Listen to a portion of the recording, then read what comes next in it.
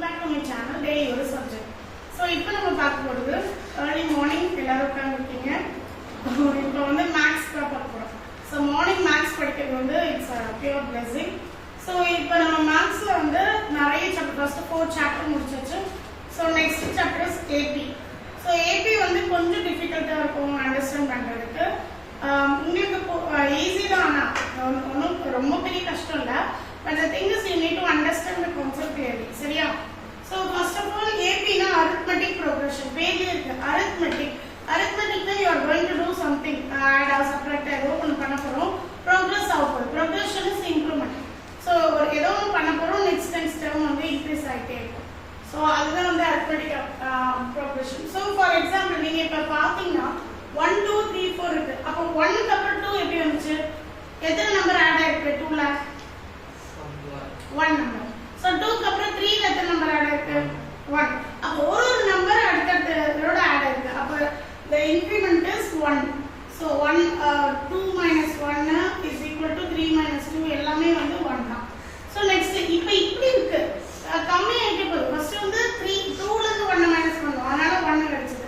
இப்போ 70 ல இருந்து தான் 100 மைனஸ் பண்ணோம். எக்காரணத்துக்கு கொண்டு 100 ல இருந்து 70 மைனஸ் பண்ணவே கூடாது. அதான் இங்க எழுதிக்கோ. We should subtract kth term from the k plus 1th term. Even the k plus 1 is smaller. So இப்போ இது சின்ன நம்பரா இருக்கு. இப்போ இது வந்து இப்போ இத மைனஸ் பண்ணா 70 minus 100. That is minus 30.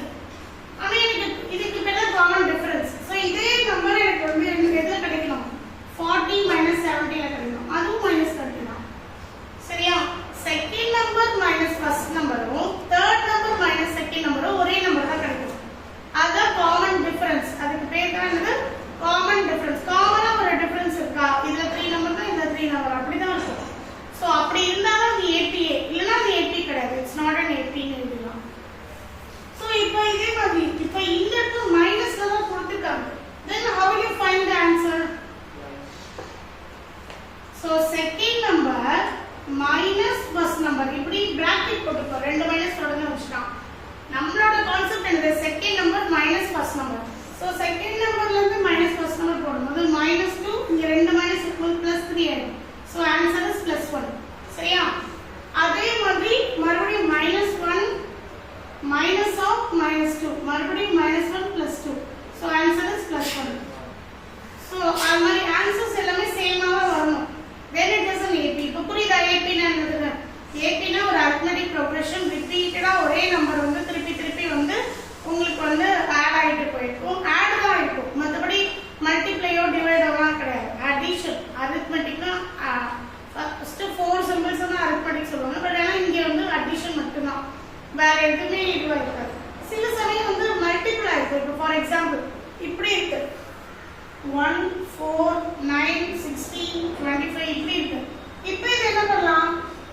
இப்போ இத சப்ட்ராக்ட் பண்ணி பாருங்க. உங்களுக்கு வந்து கிடைக்காது. எப்படி சொல்றேன் பாருங்க. 4 - 1 என்னது? 3 ஆ? ஆனா 9 - 4 என்னது? 5 ஆயிடும்ல. இப்போ நீங்க சப்ட்ராக்ட் செகண்ட் நம்பர்ல இருந்து ஃபர்ஸ்ட் நம்பர் சப்ட்ராக்ட் பண்ணீங்கன்னா you won't get the value. ஏன்னா இது வந்து என்னது? இது எப்படி இருக்கு? நீங்க உட்கார்ந்து படிங்க, சத்தமா படிங்க. ஆனா இது AP. எப்படின்னா APன்றது மைனஸ் பண்ணா வரல அப்படின்னா அப்போ சப்ட்ராக்ஷன்ல இந்த ஆபரேஷன் வந்து multiplication 1 square 2 square 3 square 4 square 5 square இப்படி போயிடும். சரியா? அது ஸ்கொயர் நம்பர்ஸ் மல்டிப்ளை ஆகி அது வந்து இது இருக்கு. ஓகேவா? இப்படி இருக்கும்போது இந்த மாதிரி அது பண்ணுறது சொல்லுவோம். So these are all definition என்ன? AP னா அப்ப definition. What is the correct definition? Even state board booksலாம் இது இருக்காது. ஆக்சுவலா AP அவங்க GP ஆக்சுவலா இப்ப சொல்ல போனா 10th ஸ்டாண்டர்ட் CBSE விட 10th standard state board syllabus தான் ரொம்ப ஹார்டா இருக்கு. ஆக்சுவலா சொல்லலாம். ஏன்னா உங்களுக்கு ரொம்ப சிம்பிளா கொடுத்திருக்காங்க. சிம்பிள் டர்ம்ஸ் டெஃபினிஷன் ஆக்சுவலா என்ன சொல்லணுமோ அது கரெக்டா சொல்லிருக்காங்க. சோ இந்த ஸ்டேட் போர்ட் சிலபஸ்ல AP GP இது அப்புறம் AP GP தவிர arithmetic progression இருக்கு. அப்புறம் அந்த மாதிரி அப்போ வந்து இது AP படிப்பாங்க GP அதுக்கப்புறம் இது ரெண்டும் கலந்து arithmetic சீரிஸ்னா அது எல்லாம் கலந்து வரும். அந்த மாதிரி அப்புறம் அதுக்கு ஒரு தனி ஃபார்முலா ரொம்ப கஷ்டமா தான் படிக்கிறாங்க பசங்க. But you are ready.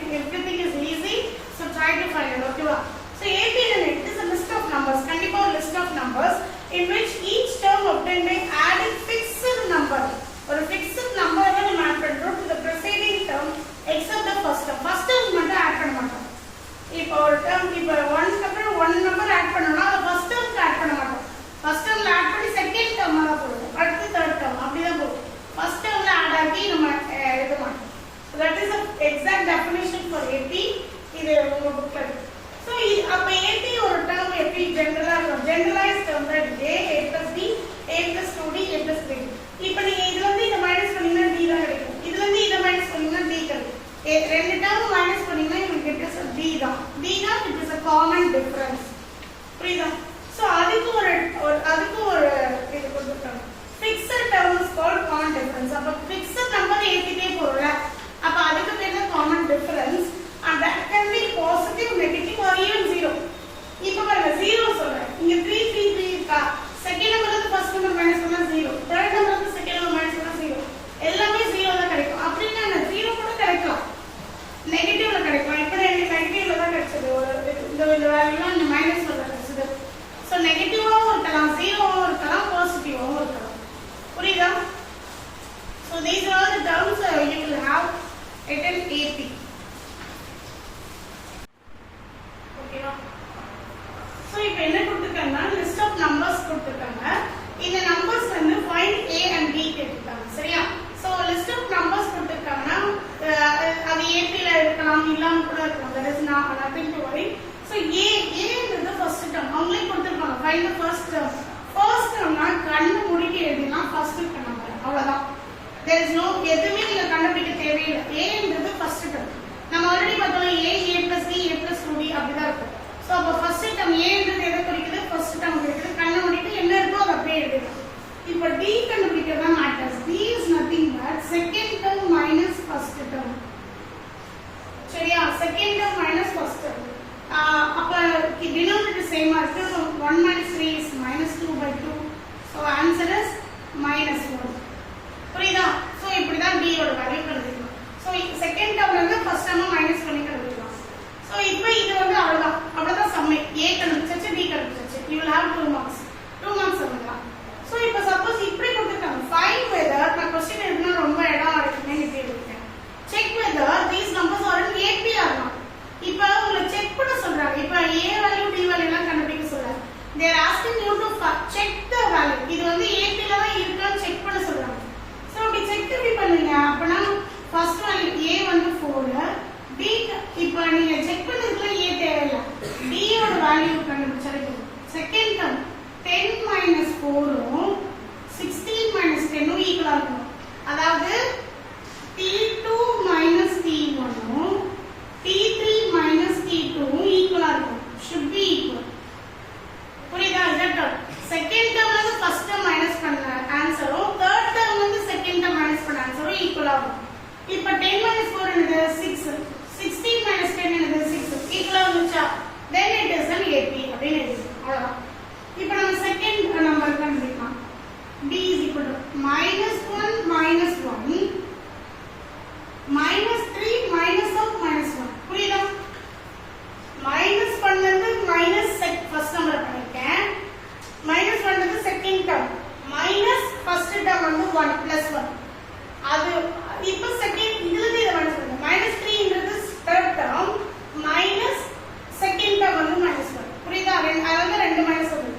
So இப்போ இதுல இருந்து minus 1 minus 1 minus 2 இது வந்து minus 3 plus 1 that is minus 2. again same ஆதான் வந்து equal. then it is an AP. ஈக்குவலா வந்தாலே T2 minus T1 T3 minus T2 ஈக்குவலா வந்தாலே அது என்னது? it is an AP. So இப்போ நம்ம அடுத்த டேர்ம் பார்க்கலாம். 1 1 1 இருக்கு. சோ இப்போ செகண்ட் டேர்ம் 1 minus 1 இப்போ பாருங்க இதுல நான் ரெண்டு டேர்ம்ல மைனஸ் பண்ணுறேன். 1 second term minus first term third term minus second term ஈக்குவலா தான் வருது. கரெக்ட்டா? எல்லாமே 0 தான் வருது. ஆனா அடுத்து பாருங்க fourth term minus third term வந்து வரல எனக்கு. ஃபர்ஸ்ட் ரெண்டு நம்பர் ஈக்குவலா வந்துச்சு 0. இது செகண்ட் டேர்ம்ல இருந்து ஃபர்ஸ்ட் டேர்ம் மைனஸ் பண்ணா 0 வருது. தேர்ட் டேர்ம்ல இருந்து first term second term minus 0. ஆனா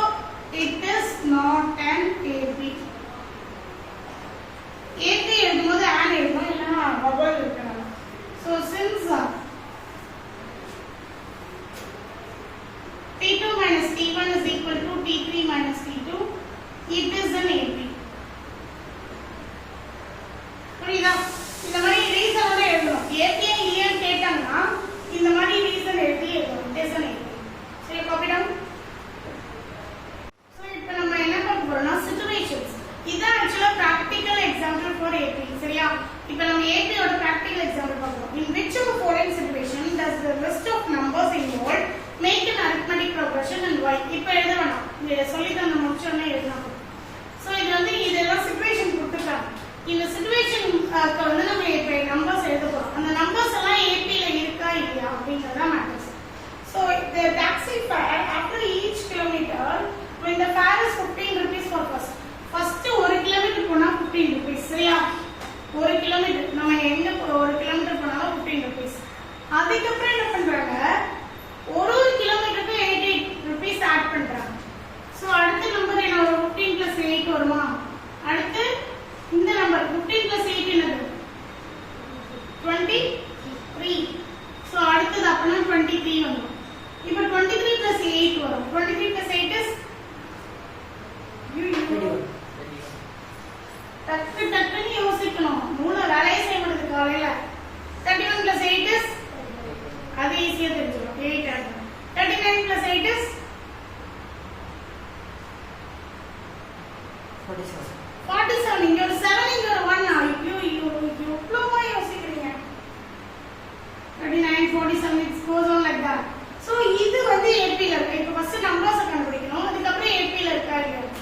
சோ கண்டிப்பா இது எப்படி ஏபில இருக்கா இல்லையா? இருக்கா இல்லையா? அது என்ன கண்டுபிடிக்கணும் இருக்கு. ஏன்னா 88 ஒரு ஃபிக்ஸட் நம்பர் தான் நம்ம ஆட் பண்ணிட்டே போறோம்.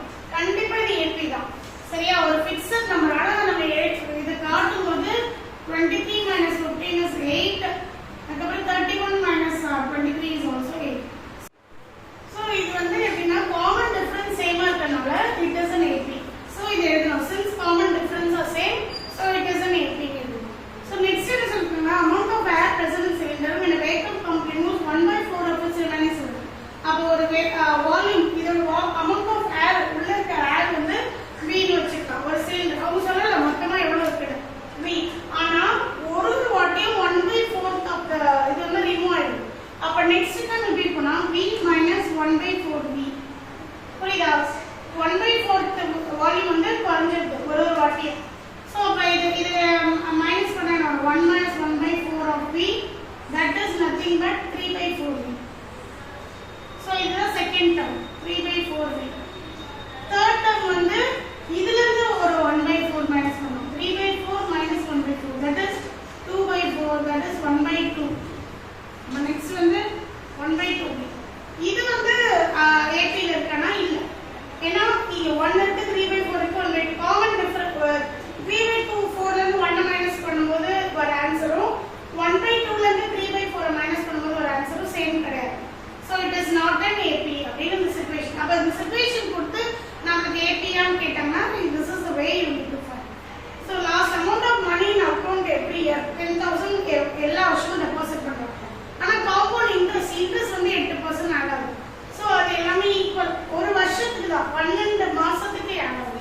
சோ ஃபர்ஸ்ட் வேல்யூ வந்து 10,000, செகண்ட் வேல்யூ வந்து 10,000 plus 8%, 8/100. இது ஃபர்ஸ்ட் இயர்.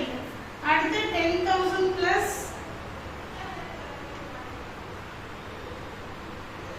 இது செகண்ட் இயர். சோ இது கண்டிப்பா சேமா இருக்காது, கரெக்ட்டா?